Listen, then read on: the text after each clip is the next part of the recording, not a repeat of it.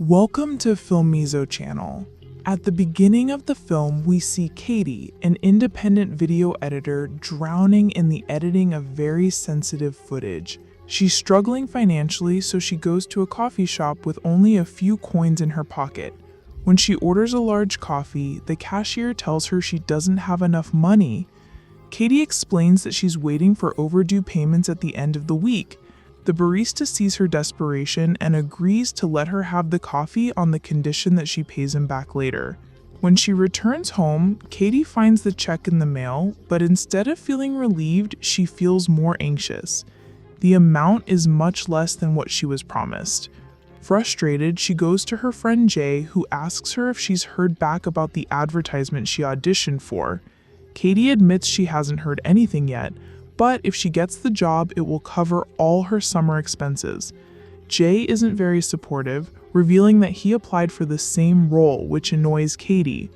At night, Katie receives an email that she didn't get the job.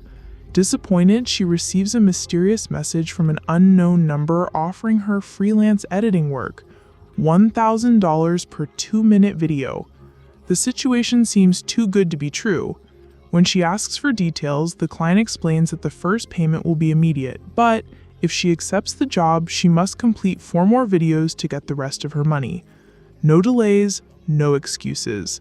She has no other options, and with bills piling up, she reluctantly accepts. As she prepares to eat, her landlord appears and reminds her that he's been lenient with her for 3 months, but this time he needs the rent, no exceptions. Shortly after, her mother texts her asking about the advertisement, so, not to worry her, Katie lies and tells her she got the job. She asks her friend Kevin for advice, who tells her to take any job she can find and keep fighting. When she returns home, she finds a package waiting at the door. Inside is a flash drive and a message that says, "Make the edit terrifying." She plugs in the flash drive. The first clip shows a shaky, poor quality recording of a woman entering her home. The second shows the cameraman sneaking into the house and finding a small dog locked in a cage. In the third, he enters the woman's bedroom, wakes her up by shining a flashlight in her face, and then begins to strangle her. Her muffled screams echo before the screen goes black. Terrified, Katie, but in need of the money, edits the video. Exhausted, she falls asleep, and when she wakes up, she finds her cat dead near the door. Panicked, she rushes her to the vet, who suspects illness or poisoning, but Katie insists that her cat never goes outside and she has no money for overnight observation. She leaves feeling helpless. She visits her friend Jay for comfort, but their conversation makes her feel worse. Early in the morning, her cat seems fine until Katie tries to pick her up and she attacks her violently. At the same moment, she receives a notification. $1,000 has been transferred to her account. Before she can process it, another package knocks at the door, more videos. She plays the first clip, a man shouting about the lack of empathy in the world before hanging himself from the ceiling. The raw, unedited footage is real. Katie's stomach churns. This isn't just dark content. She immediately texts the client telling him she won't continue, but as she reaches for her cat, it pushes her and attacks her. That night, she suddenly wakes up to a flashlight shining directly in her face. But before she can react, the light falls to the ground. Her heart pounding, she checks the room. No one is there.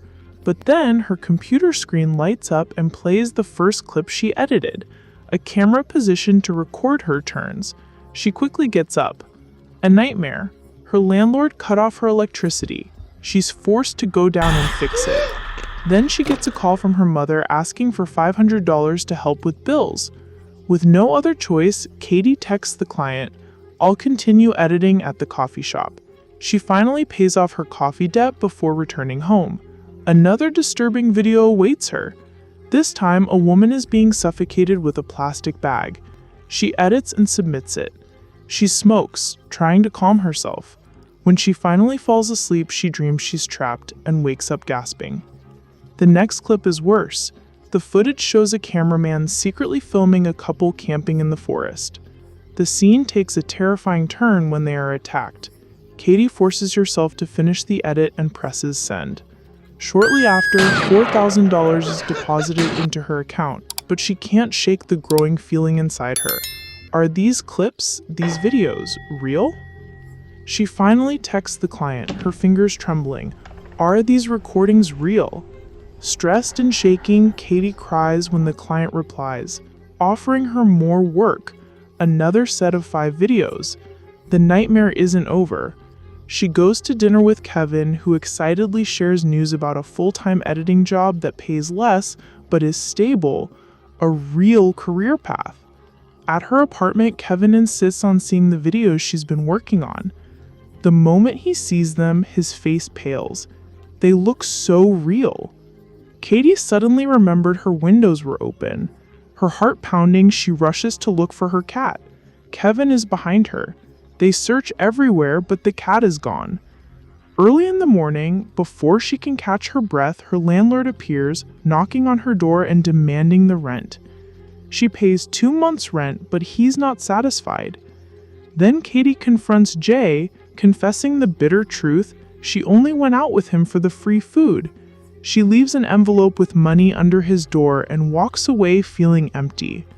At night, another nightmare takes hold of her. Her computer screen is open, playing one of the disturbing videos. She goes outside to clear her head but finds a package on her doorstep. She stares at it frozen before running inside, locking the door, and collapsing in silent tears. The next day, she forces herself to go to the job interview Kevin arranged for her, but her nerves get the better of her. Her hand shakes, her words jumble, and when she accidentally knocks over a glass of water, the interviewer's expression says it all. The opportunity is lost. A sense of dread washes over her. Despair drives her to text the client for more work. In moments, she receives a reply, 3 new clips. As she downloads them, a thought crosses her mind. Should I ask about my missing cat? But fear keeps her silent. Shortly after, another package arrives at her door, but something is wrong. The security camera outside her building is gone. Her heart pounds. She opens the package and plays the footage. The first terrifying video shows a man brutally attacking another man before pouring a strange substance on him. The victim convulses and foams at the mouth. She can't overlook this. She takes the footage to the police, but the detective barely glances at it before shaking his head. It looks fabricated. We can't consider this evidence. Katie returns home to find Kevin sitting on her doorstep, anxiety etched on his face. He pleads with her to stop. No amount is worth all this. But a terrible curiosity pulls her in. She searches online for missing people, unsolved murders, anything that could link to these videos, but she finds nothing. She thinks about deleting everything, wiping her entire computer. Then a message from the client. You're late. Her blood runs cold. She doesn't respond. The next day, she desperately searches for work at local coffee shops, but every door closes in her face. Then another notification appears. This time, the videos aren't of strangers. One shows her mother, another her brother in a suspicious and enclosed moment, and the last clip is Katie herself changing clothes in front of her computer. Her breath catches. The client isn't just monitoring her work, he's monitoring her. A call from the vet interrupts her swirling thoughts. Her cat was poisoned. She can't escape unless she finds someone else to take her place. Desperate, she turns to Olive, the barista who once mentioned her interest in editing. Feigning enthusiasm, Katie offers her a film project to edit. Olive hesitates but agrees, despite the footage unsettling her greatly. Then Olive shares unexpected news. She's pregnant. A powerful wave of guilt washes over Katie. She can't do this. She can't drag someone else into this nightmare. Then she contacts an adult film director she'd worked with before as a video editor.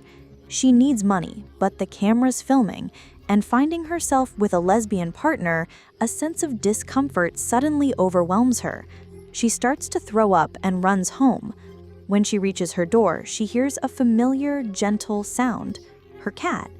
Her fingers hover over her phone, hesitating. Then, without looking back, she texts the client. "I'll do it. I'll finish the project." She presses send and goes inside. The client coldly informs her that she missed the deadline. No matter how much she pleaded, his decision was final. Before she could process the disappointment, a familiar, faint meow broke the silence. It seemed to come from the refrigerator, but before she could confirm, another notification lit up her screen. The client sent a new offer. She accepted it without hesitation. This time, the task was different.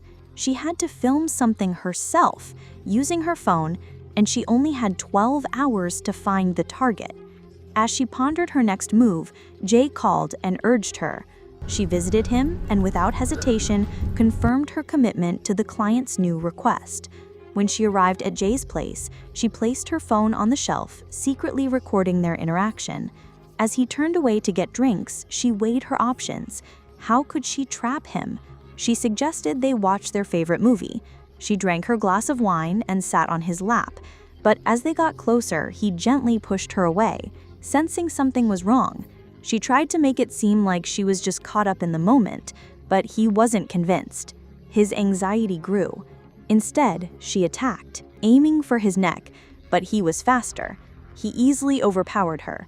Tears streamed down her face as she mumbled a shaky apology before grabbing her phone and running out the door. She ran straight to Kevin's house, terrified. She told him everything. Her fears, the surveillance, the break-ins, the nightmares that felt so real.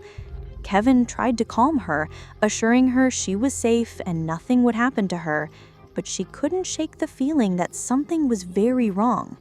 He suggested she stay with him for a while and cut off all contact with the client. She agreed, but as he turned to get her clothes, something caught her eye. A lamp. She had seen that lamp before in one of the videos. Curiosity turned to horror as she approached. Behind the lamp was a secret passage leading to the basement. Her heart pounded as she went inside. The walls were covered with pictures of dozens of faces, some familiar, some unknown. They all had one thing in common: fear frozen in their eyes. When Kevin re-entered the room, she turned her face towards him, her breath caught in that moment. She realized this was the same room where she saw a man hang himself in one of the videos. She swallowed hard, her voice barely audible. Kevin finally broke down and confessed. The man in the video had planned to end his life, but the client forced him to film it. If he refused, his family would be in danger. He insisted he had no choice and was just another pawn in the client's twisted game. But then he let slip that Mount Casting pointed out Katie as the next target, knowing she needed the money. Katie's anger ignited. She attacked him, blaming him for everything she'd been through. Kevin apologized repeatedly, but it no longer mattered. She had made up her mind. Without hesitation, she pulled a weapon from her boot and slit his throat. Kevin fell, blood pooling around him as she stood there, terrified but determined. When she returned home, she sat in front of her computer and watched the footage she had secretly filmed. She had placed the camera the moment she entered Kevin's room and filmed everything. Then another message from the client. New work. This time she wouldn't choose the target. It was her landlord. She hesitated when the client sent her proof. Footage of him leaving videotapes at her door, poisoning her cat, and sneaking into her apartment. Her heart pounded, but she didn't argue. Instead, she asked for only one thing: how much is the payment? So that was the story of this film. What do you think about it? Tell us in the comments.